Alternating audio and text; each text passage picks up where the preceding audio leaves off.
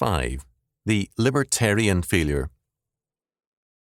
In the face of this, some libertarians have sought to revivify culture and re-establish liberty by returning to the 18th century formulation of the dialectic.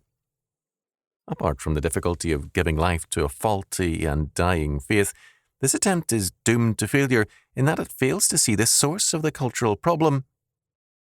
By its limited, although important concern, liberty, it overlooks the basic matter of faith and fails to recognize that the liberty it looks back to was a youthful accident of the humanistic dialectic, of which statism is the essence. However, more perceptive libertarians have attempted to keep up with the times by recognizing the death of values as such and seeking somehow to draw out a new kind of value from the world of science out of brute factuality.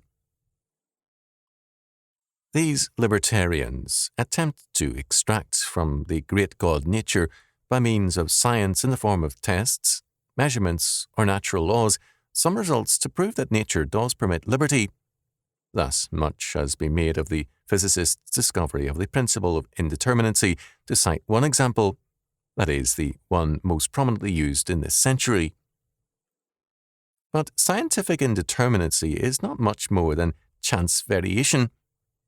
It is blind, impersonal, and purposeless. Statistical probability is not liberty. Moreover, this procedure merely underscores the subservience of man and of man's illusory liberty to nature, a blind force or energy in motion. Furthermore, the essential point is missed, namely that modern man is not primarily interested in liberty, and often is not interested in it at all.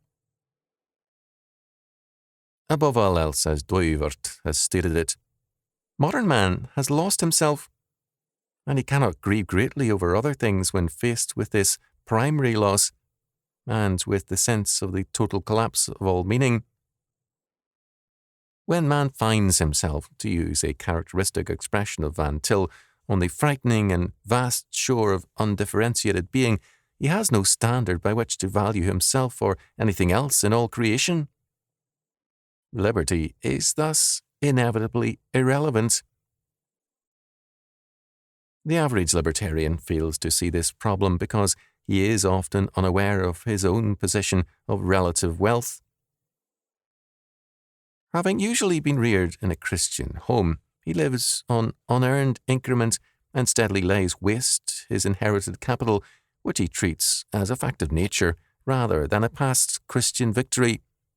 He assumes civilization, as Jose Ortega y Gasset said the typical scientist does, whom he described in The Barbarism of Specialization as believing that civilization is there in just the same way as the earth's crust and the forest primeval.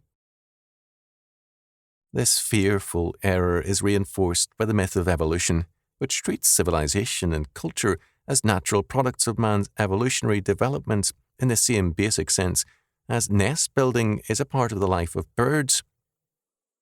Man's blindness is thus doubly ensured. The libertarian contribution has been a splendid one in the narrow provinces of literary criticism and political and economic thought, but it has been oblivious to the larger issue. By avoiding the larger issue, it has been at times both marginal and parasitic. This is apparent in the hope of some libertarians for another Burke. That is, for a man reflecting Christian tradition without being fully a part of it. Its hunger has too often been for God without God. This hope was well expressed in the title of one book, John Crow Ransom's God Without Thunder, An Unorthodox Defense of Orthodoxy, 1930. This purely sociological orthodoxy has its nemesis, since it is without true commitment. It is equally usable to justify statism, as notably in Machiavelli and Reinhold Niebuhr, and it still fails to answer the dialectical tension